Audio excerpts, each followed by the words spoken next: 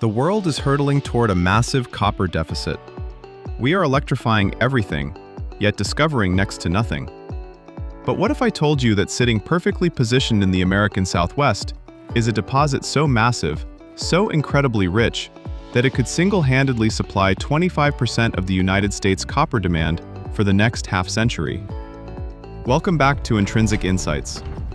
Today, we are dissecting the Resolution Copper Project.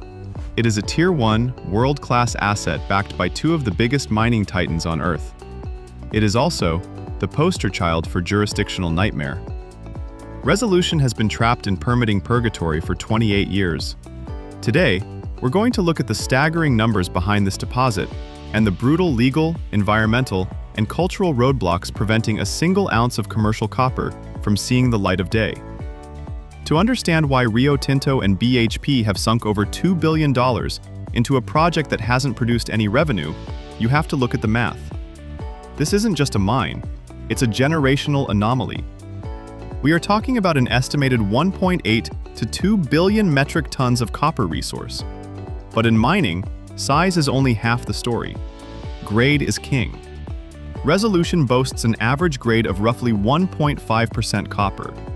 In an era where the industry is starving, scraping the bottom of the barrel for 0.4 or 0.5% deposits, 1.5% at this scale is staggering.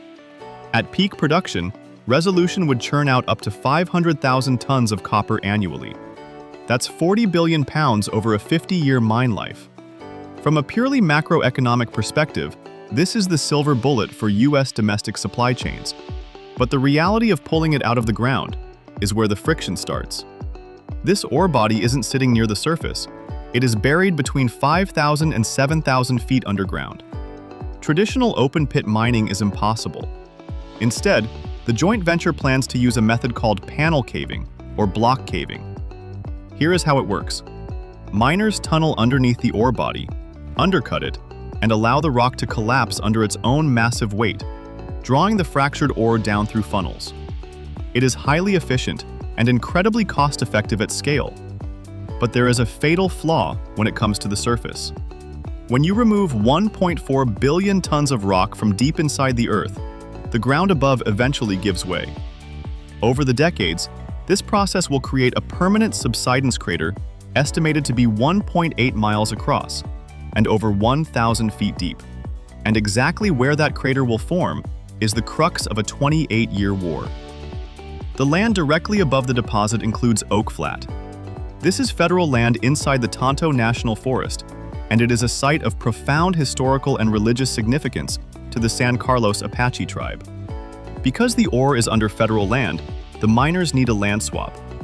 Back in 2014, Congress authorized trading 2,400 acres of federal land to Resolution in exchange for 5,400 acres of private conservation land. But the trigger for that swap is the publication of a final environmental impact statement. This document has become the ultimate political football. Administrations have fast-tracked it, rescinded it, and delayed it. Meanwhile, a nonprofit called Apache Stronghold has waged a relentless legal battle, arguing that destroying Oak Flat violates the Religious Freedom Restoration Act. Even though federal appeals courts have recently ruled that transferring the land doesn't legally coerce anyone to violate their religion, the legal injunctions keep coming, elevating this all the way to the shadow of the Supreme Court.